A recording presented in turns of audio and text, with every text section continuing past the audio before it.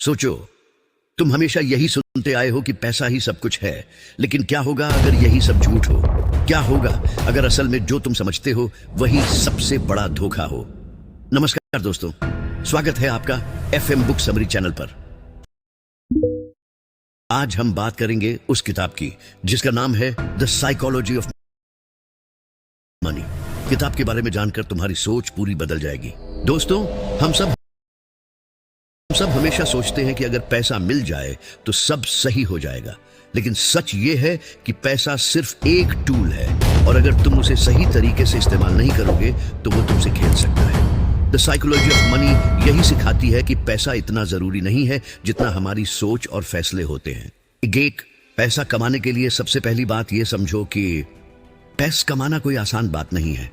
कोई गारंटी नहीं है, कुछ भी हो सकता है। बहुत बार ऐसा होता है कि तुम किसी चीज को कंट्रोल समझते हो लेकिन वो पल भर में हाथ से निकल जाता है। अगर तुम सिर्फ आज के फायदे के पीछे दौड़ोगे तो लंबी रेस में हार ही जाओगे। दो जोखिम को समझो। पैसा कमाना है तो रिस्क समझना पड़ेगा। जितना बड़ा खेल उतना बड़ा रिस्क।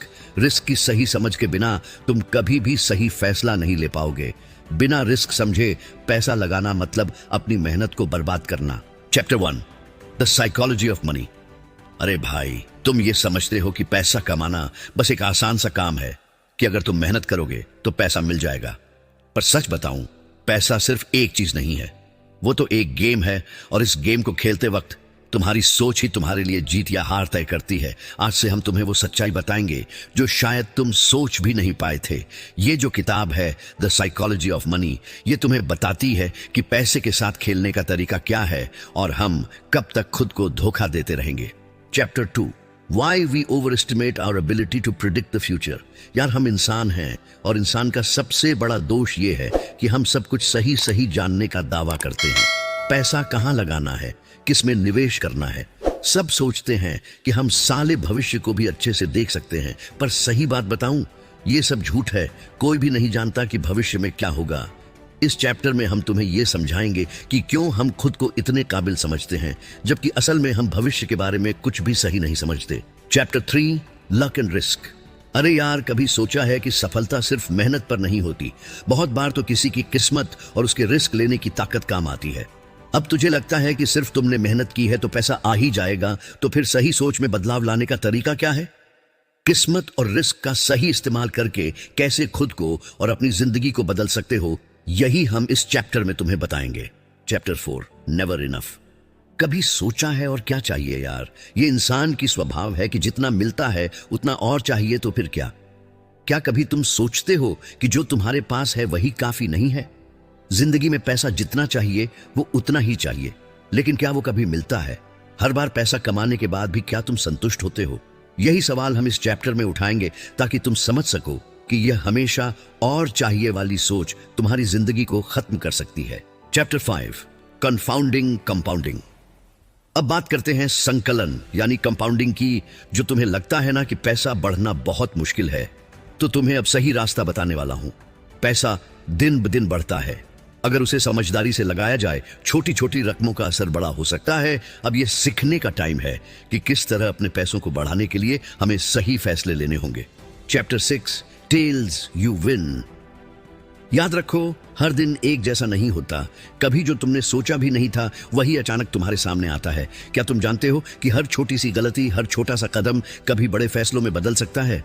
यही नहीं, जीवन में रिस्क और किस्मत का भी बड़ा खेल होता है जहां तुम हार सकते हो, लेकिन अगर तुम सही तरीके से चल रहे हो तो जीत का भी मौका है। Chapter 7, the seduction of simplicity. हर कोई यही चाहता है कि सब कुछ आसान हो, सही, लेकिन असल में जितना सादा दिखता है उतना खतरनाक हो सकता है। हम अक्सर इसी लालच में रहते हैं कि कोई आसान तरीका मिल जाए जिससे जल्दी से पैसा बन सके। लेकिन यार, पैसा बनाना आसान नहीं होता और जो चीज हमें सबसे सरल दिखती है वो कभी सही नहीं होती। इस चैप्टर में हम यही समझाएंगे कि कैसे हमें सादगी के पीछे छिपी जटिलताओं को समझना चाहिए। Chapter 9, reasonable rational.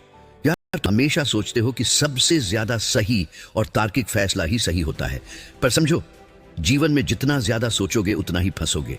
कभी कभी जो तर्क सबसे ज्यादा समझ आता है वो ही गलत हो सकता है। इस चैप्टर में हम यही बताएंगे कि कैसे हमें समझदारी से फैसले लेने चाहिए और ये जरूरी नहीं कि हर फैसला तर्क पर आधारित हो। Chapter 10 conclusion, what matters most. और अब जो असली बात है वो ये है कि पैसा सिर्फ एक टूल है। अगर तुम इसे सही तरीके से समझोगे तो ये तुम्हारी मदद करेगा, वरना तुम बस अपनी सारी जिंदगी इसको पाने के लिए भागते रहोगे। इस किताब में जो सिखाया गया है वो तुम्हारी सोच को पूरी तरह बदल सकता है। याद रखना, पैसों का सही इस्तेमाल ही तुम्हारी जिंदगी को सही दिशा देगा। अध्याय 1, पैसा मेहनत से नहीं दिमाग की आग से बनता है। ध्यान से सुन, ये कोई हल्की फुल्की कहानी नहीं है।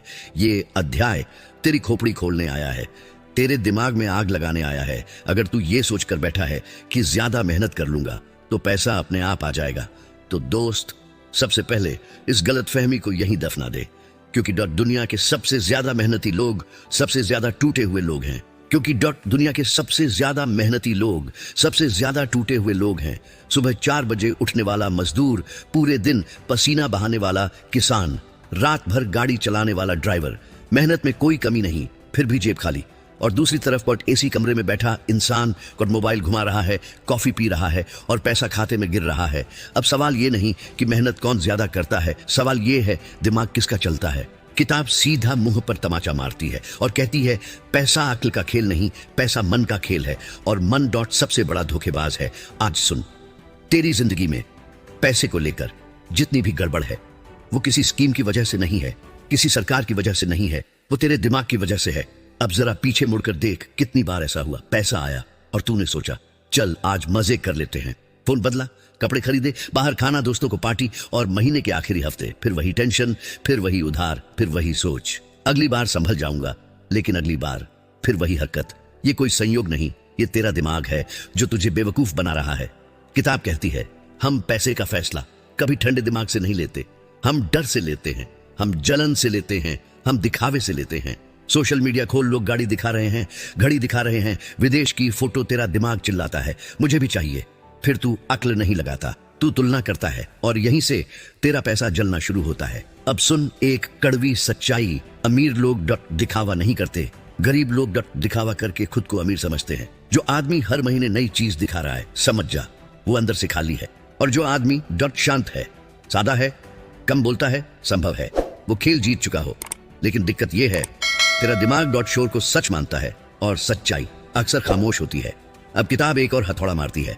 लोग सोचते हैं मैं स्मार्ट हूं, मैं पैसे में गलती नहीं करूंगा।